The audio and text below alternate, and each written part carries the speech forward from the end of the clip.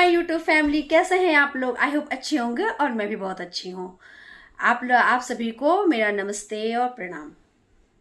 तो आज बात करते हैं वात पित्त कफ। वात के पित्त और कफ को कैसे बैलेंस करें। जैसे ये चीजें बैलेंस रहेंगी तो ऑटोमेटिक शरीर की कोई डिजीज नहीं पैदा होगी। तो आज बात करते हैं वात पित्त कफ।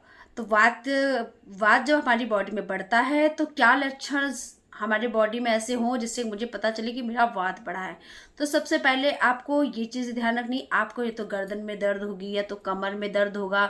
इसमें आंतों में भी सूखापन रूखापन टाइप का आ जाता है, बाल स्किन ड्राई हो जाती है, बाल भी आपके जो होंगे वो भी बिल्कुल रूखे रूखे बेजान से हो जाएंगे। तो ये सिम्टम्स आपको जैसे समझ में आने लगे तो समझ लीजिए आप लोग का वात बढ़ा है।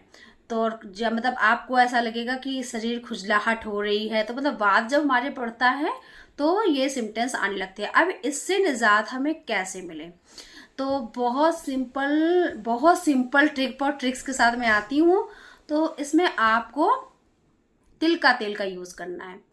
तिल का तेल वात को बैलेंस बना के रखता है। तो तिल का तेल इतना उपयोगी है कि आपका जो वात रोग है वो बढ़ नहीं सकता है। तो अब लेकिन इसकी उपयोग कैसे करें, आप लोग ये सोचें इसका उपयोग कैसे करना है। तो इसका उपयोग करने का बहुत सिंपल तरीका है। जैसे कि आप अगर चाहो तो पाव भर पानी में 2 चम्मच तिल का तेल गुनगुना पानी करके आप पी लीजिए मॉर्निंग में। और या फिर आप दाल या सब्जी तिल के तेल से बनाकर खाइए तो भी बहुत अच्छा इफेक्ट रहेगा। और या फिर आप मतलब इसको तड़के में किसी चीज में भी आपको पता अपनी बॉडी में ले जाना है तो तिल का तेल आप यूज करेंगे तो वात कंट्रोल में ही रहेगा बिल्कुल। तो अब बात करते हैं हमारे पित्त बढ़ने की। पित्त बढ़ता है तो मतलब क्या सिम्टम्स हमारी बॉडी में आते हैं। तो इसके लक्षण ये होते हैं, बस मतलब आपकी जो बॉडी में पहले तो स्किन की डिसीजेस, स्किन से रिलेटेड प्रॉब्लम्स आ जाएंगी या और आपके स्किन में जलन सा होने लगेगा। और जो पेट का डाइजेशन सिस्टम है वो सही नहीं रहता पित्त जब बढ़ा होता है हमारी बॉडी में। जो हेयर्स है वो वाइट होने लगते हैं। ये सब लक्षण हमारे आयुर्वेदिक में बताए गए हैं। इस तरह आयुर्वेदिक में 40 बीमारियां हैं जो पित्त के बढ़ने से हमारी बॉडी में आ जाती। 40 तरह की इस तरह से छोटी छोटी बीमारियां हैं।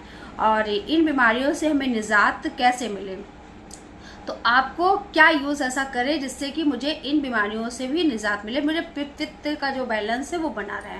तो ऐसा मैं क्या यूज करूं, मतलब आप या मैं को क्या ऐसा यूज करूं जिससे मेरा पित्त का बैलेंस हमारी बॉडी में बना रहे। तो गाय का घी, हाँ गाय का घी इतना बेनिफिट देता है कि मतलब वो पित्त को बढ़ने नहीं देता। अब इसका यूज कैसे करना है, तो इसका यूज आपको खाने में तड़का लगा लो, सब्जी में छौंका लगा लो, रोटी चुपर लो, उससे रोटी में लगा कर खा सकते हैं। और आप उसको दिन भर में कितनी क्वांटिटी में लेना है तो आप 2 चम्मच, कम से कम 2 चम्मच गाय का घी आपके बॉडी में जाना चाहिए। तो पित्त का बैलेंस बना रहता है। और अगर आप इसको नासिका में 2-2 बूंद करके डाल सकते हैं तो पित्त का बैलेंस बना रहता है, नहीं सही रहता, मतलब पित्त का जो बैलेंस रहता है वो ठीक रहता है। और आप पैरों में इसके तलवों में मालिश कर सकते हैं, 2 मिनट ऐसे ऐसे करके रगड़ लें तो पित्त का बैलेंस मतलब ठीक रहता है। तो वात का जब मैंने बताया तो वात में तिल का जो तेल का था उसमें भी आप मालिश करके उसकी बैलेंस को ठीक कर सकते हैं। इसी तरह पित्त में भी मतलब गाय के घी से मालिश करना उपयोगी होता है। तो वात पित्त का तो बात हो गया है। अब बात होता है कफ। वात पित्त कफ, कफ यानी कि तीनों चीज को मुझे बैलेंस करना है। तो बात अब करते हैं कफ को कैसे बैलेंस करें।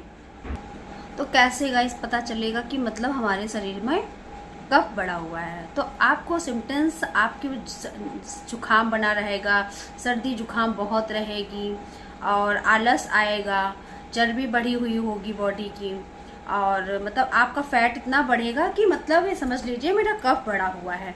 और उठने का मन नहीं करेगा, जैसे आप लेटे हो तो बस लेटे ही रहो। तो ये सब सिम्टम्स कफ जब बड़ा होता है तो मतलब जब प्राकृतिक अवस्था में रहता है, अपने प्राकृतिक जितना उसको चाहिए तब तो ठीक है। लेकिन जब ये विकृत अवस्था में आ जाता है तो ये 20 आयुर्वेदिक में 20 टाइप से बीमारियां कफ से रिलेटेड हो जाती है, 20 टाइप की। तो समझ लीजिए ये अपना विकृत अवस्था इसकी बहुत ख़राब होती है। तो इसका बैलेंस बनाए रखने के लिए हम ऐसा क्या प्रयोग में लाएं जिससे इसका बैलेंस बना रहे। तो शहद, हाँ शहद ऐसी चीज़ है जिससे मतलब आप इसका यूज़ करते हैं तो ये जो इसकी विकराल अवस्था है तो सही रहती है, बैलेंस इसका बिल्कुल परफेक्ट रहता है। तो शहद का यूज़ कैसे करना है, आपको पानी लेना है और पानी को बॉयल करना है, लेकिन गर्म पानी में शहद का यूज़ कभी मत करिएगा क्योंकि विरुद्ध अवस्था हो जाएगी। जब शहद और गर्म पानी एक साथ आप मिलाकर पियोगे तो ये विकराल रूप ले लेगा, यानी कि बहुत इफेक्ट बहुत बुरा पड़ेगा। शहद को कभी भी गर्म पानी के साथ नहीं इसमें लेना है अगर आपका कफ बढ़ा हुआ है। आपको शहद का जो वो पानी आप गर्म करोगे उसको ठंडा कर लोगे, नॉर्मल वे टेम्परेचर में कर लोगे, तब 1 चम्मच शहद डालकर इसको ले लोगे। तो आपको मैंने तीनों बता दिया है, तिल का तेल वात रोग, घी पित्त रोग, कफ में शहद का प्रयोग। तो ये तीनों चीज़ों से आपको जिस चीज़ का बढ़ा हुआ है तो आप इनका उपयोग करके उस चीज़ को निजात मिल सकती है। वात बढ़ा है तो वात से रिलेटेड चीज़ें ले लीजिए, पित्त बढ़ा है तो पित्त से रिलेटेड ले लीजिए, और कफ बढ़ा है तो कफ से रिलेटेड चीज़ें ले लीजिए। तो ये आपके शरीर को बैलेंस बनाकर रखती हैं। तो बस आई होप आपको ये वीडियो अच्छा लगेगा और बेनिफिट भी देगा। तो मिलते हैं नेक्स्ट एपिसोड में, हमारे जो भी किसी समस्या का निदान लेकर मैं आऊँगी। तो goodbye and thank you.